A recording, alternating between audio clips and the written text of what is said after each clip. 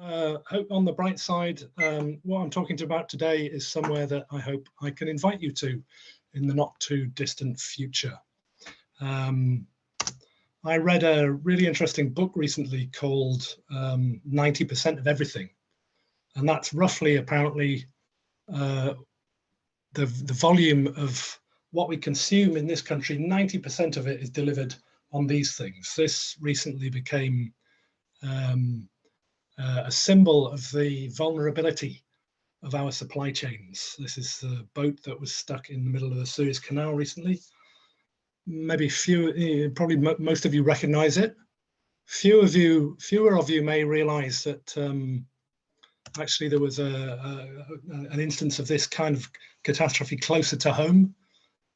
This was the Yorkshire version of it. Fred Slaithwaite, captain of the vessel, said, "1 minute we were fine, and then a gust of wind caught us, and they were expecting to lose as much as £3.45 a day until they managed to clear that out." That was the main pork pie route to Yorkshire was catastrophically blocked for, I think it was more than 10 minutes at the time.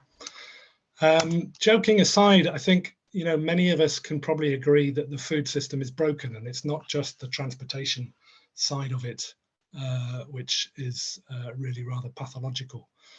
One of the most profound pathological events in recent times, of course, is the pandemonium, and right back at the start of that, Duncan, who opened our conference today, and Peter, his co-director, pointed the finger at the food system for the pandemic and for the zoonotic transfer of diseases from animals, which has been the source of most of the recent new communicable diseases that we've seen over the past 5-10 years or so. We're conventionally taught that markets create efficient solutions, but they don't, of course. What they create is profitable solutions.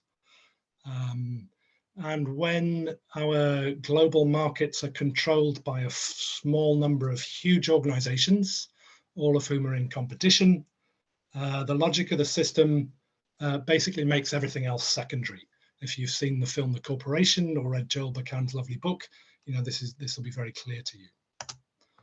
So what all this means is that we need more food like this. I was so excited when I grew my first cucumber, my first aquaponic cucumber. I took a picture of it. Food that's local, sustainable, not at the end of long, vulnerable and polluting supply chains. So how do we do that? If we're looking for techniques, technological solutions that work in lots of different little areas, and that's what we need after all, given that most of our current agricultural land is already being farmed, most of our food production is part of the broken system that I've just been talking about. The go-to technique is hydroponics, which a number of people are referred to. Hydroponics is growing plants in dissolved fertilizers. It doesn't require soil space. You can do it 24/7 if you put the energy in for the lighting and so on.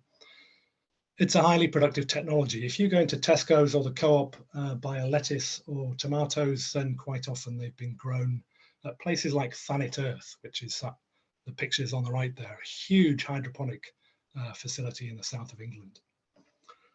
So far, so good. The main problem with hydroponics is that the fertilizers aren't so sustainable.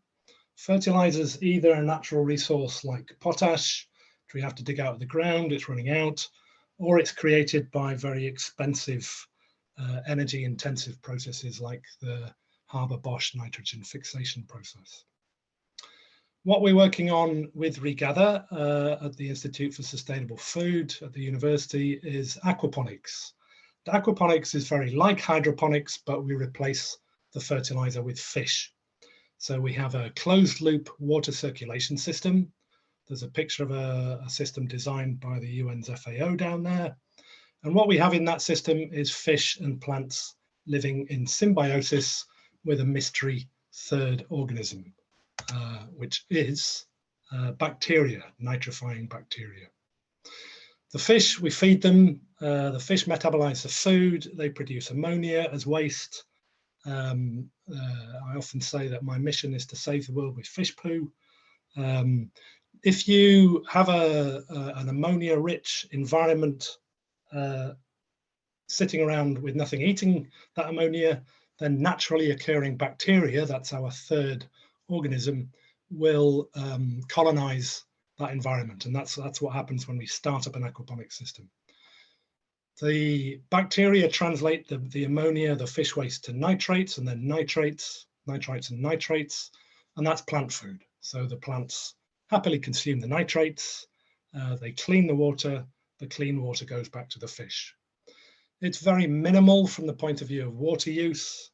Hydroponics, you get chemical buildups that you sometimes have to flush, and you can't use pesticides, you can't use growth hormones, because the ecosystem that you have, you can't use these things that are good for one part of it without damaging another part. So it's necessarily a kind of bioorganic process. We can't call it really organic because organic certification is done by the Soil Association in the UK. We're not using soil, but it is very clean food. And the input, by far the largest input to the system, is the fish food, and that's potentially at least very sustainable. It's not always sustainable the way it's done now, but it is potentially very sustainable. It can be generated from food waste, for example, via insects. What's the catch? It's complex. It's a bit more complex, a bit more costly than hydroponics, and therefore our profit-based system isn't very keen on it. What we're working towards is making that cheaper using the wisdom of crowds, using some technology to automate and to help knowledge sharing, and so on and so forth. And we're doing it using recycled and easily available materials to make it cheaper, and everything is open hardware, open source software. We've had a number of systems in Sheffield. We started half a dozen years ago in the winter gardens. We had one on campus. Lovely to have one at Healy City Farm. Lovely to see the talk about the farm earlier on, and I second Gareth's positive comments about the position of that in Sheffield. It's really an essential resource for our community. Gripple, the Sheffield manufacturer, were kind enough to allow us to build an aquaponic green wall in one of their factories. And Duncan referred to a project at the start, which was modelling dry environments in the university. 2021, we will finally, I hope, several years late, open this, which is our new club garden mini farm. And what we're hoping to do is show right slap bang in the middle of Sheffield city centre the potential of this technology as an urban farming contribution to community resilience and Sheffield food supply. Here's another paper that Duncan referred to earlier on. I think my colleague Jill's going to talk about it later on. We could actually potentially grow quite a lot of food in Sheffield. Jill built a model of the city, the green spaces, the grain spaces, and it turns out that the available area, we're not going to use all of that area immediately, of course, but the available area equates to more than 4 times the current per capita footprint of commercial horticulture. So there's a potential there, and I hope it's something that we can take up in Sheffield. Apologies. Come to visit us. We'll be running from the autumn. Hopefully we'll have something like the Little Sheffield Feast, which is a historic feast in Sheffield in the autumn, and you can come and see us in September. Here's a link to the slides if you want to find out more. It's tinyurl.com/festdebate 2021. And thanks for the invitation.